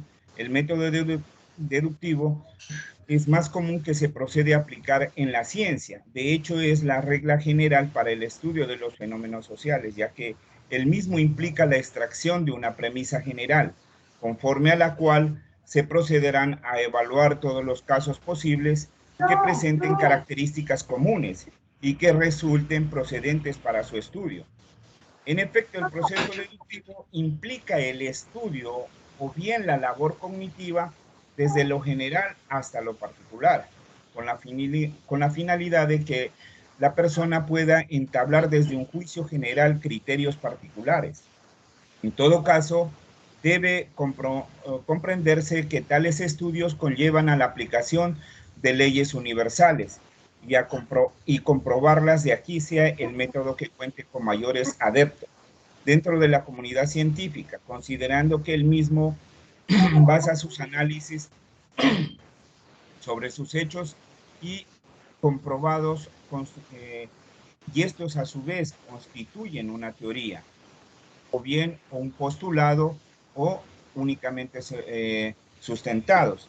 En cambio, en el método analítico es un método que implica análisis que proviene del griego y que significa una descomposición. Así como el método analítico requiere de la separación de un todo en las partes o elementos que lo constituyen. Desde esa perspectiva, se dice que para poder comprender algo es necesario desmenuzar correctamente cada uno de sus componentes, ya que es una manera de conocer la naturaleza del fenómeno u objeto que se va a estudiar. Y a partir de esto, las analogías, comprender su comportamiento y establecer algunas de sus teorías. Comprendemos, compañeros, analizar significa desintegrar un todo en sus partes para poder estudiar de forma profunda cada uno de sus elementos, sus relaciones entre estos y las relaciones que cada componente tiene con el todo, que esta sea estudiando. El análisis que va de lo concreto a lo abstracto, ya que parte del todo en un concreto real, y que se pasa a las partes que son la parte abstracta. Como podríamos mencionar un ejemplo, cuando se desea conocer si una parte del cuerpo humano tiene alguna infección o si entre sus células hay alguna cancerógena, como lo habíamos visto la semana pasada cuando nos explicaba el magíster Nelson, ¿no? De las enfermedades cancerógenas, ¿no? Es necesario ahí descomponer el todo, el órgano en cuestión, que en estos casos se hace con un tejido de este. Y luego de descomponer sus partes, es posible conocer si existe alguna enfermedad. Cuando se desea estudiar algún fenómeno en cambio social, por ejemplo, la manera en que las personas se relacionan a través de las redes sociales, etc. Entonces, el método analítico es de suma importancia para la biología. El método sintético, contrario al método analítico, el método sintético implica la síntesis, que proviene de la palabra griega sintes, que significa reunión. Así, en el método sintético es necesario reunir diversos elementos para lograr formar un todo. La síntesis es un procedimiento mental en el que se tiene como meta la comprensión total de aquello de lo que ya se conoce con sus partes y particularidades. La síntesis va de lo abstracto a lo concreto, ya que pasa de los elementos abstractos a todo lo concreto y real. Es un proceso que consiste en integrar los componentes dispersos de un objeto de estudio para poderlos nosotros estudiarlos en su totalidad. El método inductivo, deductivo, entonces procedemos que parte de una aseveración en calidad de hipótesis para buscar o refutar o falsear tal hipótesis. Vamos a ver un ejemplo del método sintético. Cuando se busca resolver, por ejemplo, ¿no? Se busca resolver un crimen, es necesario unir poco a poco las piezas que se van encontrando, y de esta manera se dará la respuesta y se podrá aplicar como cuándo, quién y dónde cometió el acto ilícito. Es decir, se llegará al todo a partir de sus partes. Cuando se busca, en cambio, diagnosticar a una persona durante una consulta médica sin estudios llevados a cabo en laboratorio, en este caso el doctor pregunta a la persona sus síntomas y a partir de unir todos estos síntomas es capaz de descubrir qué enfermedad pueda tratarse, ¿no? Entonces, veamos que el método sintético es de suma importancia para la biología. Sí, la siguiente diapositiva, compañera, por favor. Ya, muchas gracias. Aquí tenemos, en esta diapositiva, tenemos el método científico mixto. En los métodos científicos mixtos tenemos el método deductivo-inductivo, el método analítico-sintético, el método histórico-deductivo, el método histórico-comparativo. Entre el método deductivo-inductivo, con la unión de estos dos sistemas, se consigue un procedimiento que parte de unas aseveraciones en calidad de hipótesis y busca refutar o falsear tales hipótesis, deduciendo de ellas las conclusiones que deben confrontarse con estos hechos. En cambio, el método analítico-sintético funciona ambos métodos. Siguiente diapositiva, compañero, por favor. Muchas gracias. La siguiente diapositiva, compañera. Ya, gracias. En el método analítico-sintético funciona ambos métodos analiza hechos del objeto de estudio por separado, en cada una de sus partes, analítico, luego repite el mismo proceso, pero forma un conjunto sintético.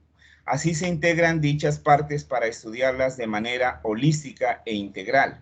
El método que muchos consideran inmiscuye una de las labores mentales más arduas, ya que éste persigue un estudio exhaustivo del fenómeno. Primero, procedimiento a la descomposición del mismo de sus partes y luego continuando con el análisis de todas estas como si fuesen un conjunto en su totalidad. Estudiar los hechos partiendo de la descomposición del objeto de estudio en cada una de sus partes para poderlos estudiar en forma individual. Eso se conlleva al análisis y luego se integran dichas partes para estudiarlas de manera holística e integral. Eso se conformaría como la síntesis. El hipotético deductivo, el método hipotético deductivo, algunos consideran que se trata de una paradoria científica, pero otros alegan que este es el método que da origen al diseño de investigación experimental, ya que el mismo busca es el acercamiento o bien la comprobación de los hechos que son planteados en una hipótesis con arreglo al análisis de teorías o bien postulados generales, de modo tal que para proceder a su estudio es menester llevar a cabo los siguientes pasos: planteamiento de hipótesis, que no son más que aproximaciones conformadas por variables, que requieren de comprobación para proceder al estudio acertado de una realidad.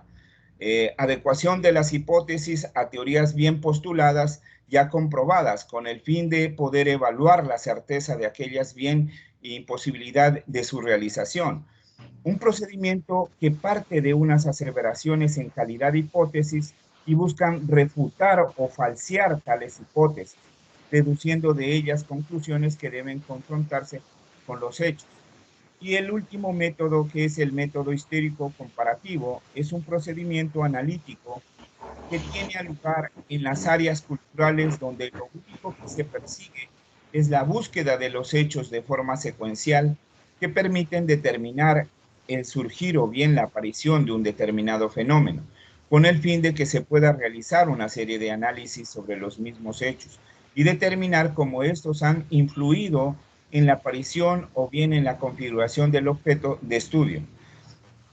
Este es un procedimiento de investigación y esclarecimiento de los fenómenos culturales que consisten en establecer las semejanzas de dichos fenómenos, infiriendo una conclusión acerca de un parentesco genético, es decir, de su origen común. Muchas gracias, compañeros.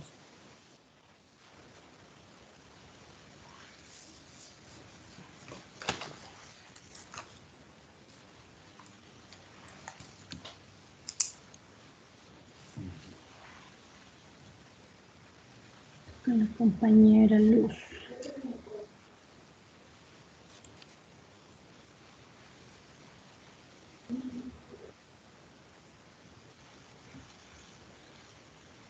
No sé si está la compañera.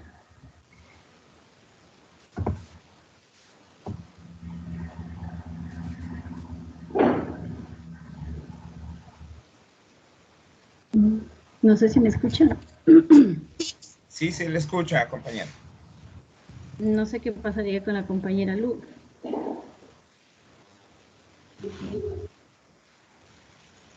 ¿Dónde está? Voy a tratar de un poquito explicar ya lo que son los pasos del método científico. Como todos sabemos, consisten en la observación, la inducción, la hipótesis, la experimentación, la demostración y ya lo que finalmente tendríamos como tesis o teoría. Dentro de la observación, pues, no el ver, sino el observar, el de fijar nuestra mirada de manera detallada, observando cada una de las características de algún problema que se presente, es uno de los primeros pasos fundamentales para podernos nosotros plantear una pregunta. La observación como base de la propia investigación. De ahí nacerá un problema, una situación a investigar. La inducción, que será la observación que lleva a plantearse una pregunta específica de algo, de algún tema en específico, ¿no? Como por ejemplo, qué sé yo, ¿por qué se produce el desgaste del suelo? Entonces sería una pregunta que yo quiero investigar y esa sería mi parte de la inducción. La hipótesis como tal, ya las preguntas, lo que nos planteamos, las dudas, las interrogantes que pondríamos nosotros en nuestra investigación, donde se plantea una idea o una proposición que puede explicar analizando en los pasos anteriores, ¿no? Entonces, como les decía, una pregunta. ¿Por qué se desgasta el suelo? ¿Por qué la desnutrición infantil? ¿Por qué la mala alimentación? Cosas así que podríamos preguntarnos para realizar una investigación. La experimentación, que es la parte medular también de una investigación, en donde usted a partir de ciertos experimentos, de ciertos análisis, de ciertos búsqueda en realidad, usted va a concretar su hipótesis, saber por qué, cómo y cuándo sucedió lo que usted se está preguntando y tener ya una respuesta verificable dentro de la experimentación que se podrá hacer o repetir varias veces hasta comprobarla. La demostración, ya los resultados de esta experimentación serán ya demostrados de manera fiable, veraz, confirmable de lo que usted realizó en los pasos anteriores. De estos pasos anteriores, pues se tendrá ya la tesis o la teoría de lo que usted investigó, de lo que usted se planteó en cuanto a su duda, a su pregunta, ya tendrá usted una teoría. Todo esto que debe ser verificable. Para la otra. De ahí sí nos toca con el compañero Jorge, por favor. Señorita Guanuche Luz, ahorita me envía que se le ha ido la luz en su casa. Me envió un mensaje. Sí, ya, Máster, algo expliqué de lo que le tocaba a la compañera, pero se haya entendido un poco.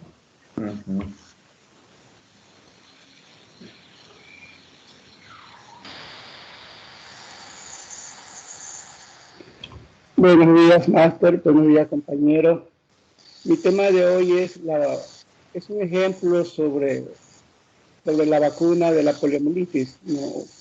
En la cual este científico, Johnny Stoff, dio un gran aporte de la ciencia a la humanidad, ¿no? En el año de 1955. Era un microbiólogo neoyorquino de origen judío y ruso.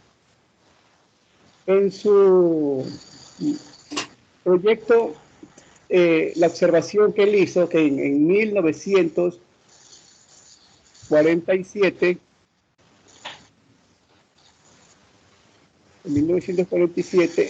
era una enfermedad común en los Estados Unidos. Es decir, que la mortalidad era muy elevada, en la cual ya el gobierno se había preocupado de lo que estaba sucediendo y no podían cómo contenerlo. Entonces fue una observación que él hizo del problema que estaba existiendo en su país, ¿no? En la cual ahí comenzó él a pasar a lo que es la inducción o la pregunta, ¿no? En la inducción o la pregunta dice que recibió ayuda de la Fundación Nacional Estadounidense de la Parálisis Infantil en 1947 para frenar la polio, ¿no? Ya que era producida por un virus del poliovirus. En el tercer paso tenemos la experimentación, como indica aquí en la imagen, ¿no? Digamos que la enfermedad duró 8 años, ¿no? La primera vacuna la probó con él, es decir, la probó también con su esposa y sus 3 hijos. Y después con un grupo de voluntarios, ¿no? En la cual se prestaron para probar su vacuna, que era un prototipo vacunal. Después comenzó a hacer una demostración, ¿no? Una demostración sobre el tema en la cual él experimentó experimentó y vio que existía un 90% de que las personas que recibieron la vacuna estaban recuperándose de una manera fabulosa, ¿no? Entonces, él pasó digamos, en esa demostración, digamos, él experimentó eso, después la demostró y pudo ver esos resultados fabulosos que él tuvo, ¿no? En la cual en el año 1955 él probó la vacuna del prototipo vacunal. Por último tuvo la tesis, ¿no? En esta tesis la vacuna era inyectable y estaba basado en 3 variedades del virus cultivados en tejido de mono e inactivo posteriormente en formol. Es decir, que una vez inyectaba en el organismo de los virus, recorrían el torrente sanguíneo y el sistema inmunológico del paciente desarrollaba defensas contra el virus. La persona vacunada no desarrollaba la enfermedad, pero sí podría ser portadora del virus. Portadora del virus, pero seguía propagándose a través de las heces y la saliva, ¿no? Este es un gran ejemplo de este científico en la cual él aplicó el método científico pasándose a los pasos que se dijo anteriormente, ¿no? Aquí hemos tratado de poner de que él comenzó en el año 1947 y lo demostró en el año de 1955, ¿no? Es decir, que más o menos duró unos 8 años, ¿no? Con la siguiente imagen, por favor, compañeros.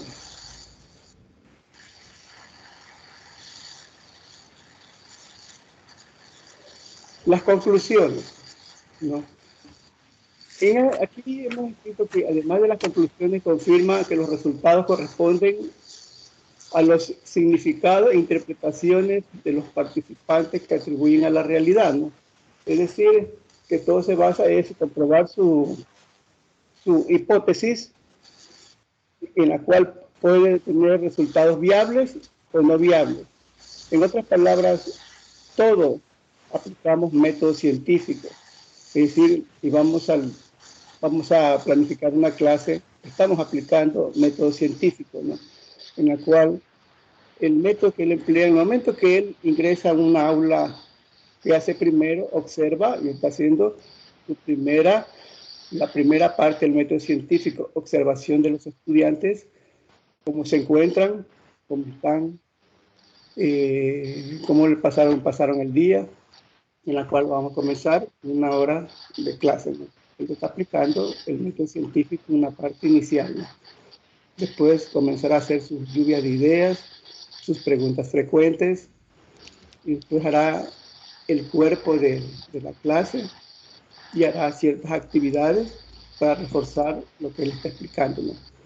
Entonces, se está aplicando método científico en todas las áreas, tanto de las ciencias y también de manera en clase, ¿no?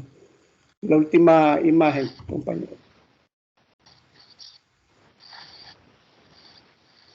Las recomendaciones, ¿no? Las recomendaciones dice respecto a la forma de mejorar los métodos de estudio, ¿no? Es decir, que si en un método científico no llegué a comprobar mi hipótesis, eso me da a que yo vuelva a repetir, cambiando la pregunta y mi hipótesis, debido a que no llegué a una conclusión viable. Entonces, puedo volverlo a repetir. Así que el método científico puede ser repetitivo, ¿no? Segundo, dice sugerir acciones específicas en base a las consecuencias, ¿no? Es decir, puede él sugerir ciertas cosas en base a lo que está sucediendo. Y tercero, dice sugerencias para futuras investigaciones. No todos los trabajos a veces se llegan a culminar. Hay veces que se dejan cosas inconclusas y la persona que toma el proyecto, que tiene que haberlo leído, hace una continuación del tema, ¿no? Como me acuerdo de mi tesis, yo hice sobre los chapuletes, yo dejé prácticamente ciertas sugerencias y me enteré que mis compañeros que continuaban con el curso anterior lo terminaron, ¿no? Porque en el jardín botánico había muchas cosas que no se podían terminar sobre estos insectos. Entonces, eso me indicó de que se puede, que los compañeros que ya lleguen después pueden tomar del mismo proyecto y hacer vamos, continuar lo que a veces uno no lo llegó a terminar por falta de tiempo, ¿no? Bueno, este es mi aporte del grupo número 3. Gracias, compañeros y magísteres. Gracias, compañeros. Miren, qué importante que es entender ya los ejemplos del método científico. El compañero ha puesto un cuadro clínico acerca de la poliomielitis. ¿Qué es la poliomielitis? Es la inflamación de la médula. Y este virus es tan agresivo porque tiene gran avidez a la médula, especialmente a las astas motoras. Y depende dónde ataque este virus, prácticamente me puede dejar inválido, parapléjico durante toda la vida. O si me ataca a nivel cervical, me puede dejar cuadripléjico, etc. Hace 55 años esta patología a nivel mundial era tremenda. Miren, este científico, ¿qué hizo?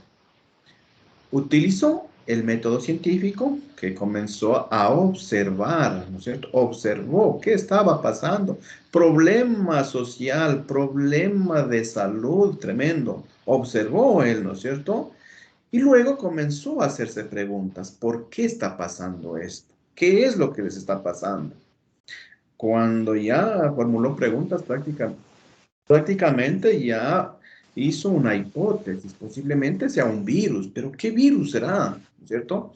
Y con la experimentación ya se determinó que este virus, ¿no es cierto? Miren, con la experimentación era un virus, pero si es que yo utilizo una parte de este virus o este virus atenuado, ¿no es cierto? Ya construyo una vacuna y esta vacuna puede ser que me ayude, ¿no es cierto? Me ayude a este problema de salud pública. Miren, esto es un problema de salud pública. Entonces, en este momento, este científico ya comenzó a idearse la vacuna a través de experimentación y miren, fue positivo porque prácticamente las estadísticas de ese momento comenzaron a bajar.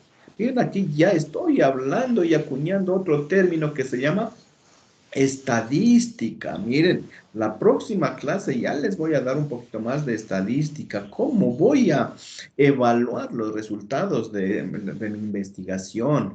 Y él, miren cómo va evaluando, ¿no?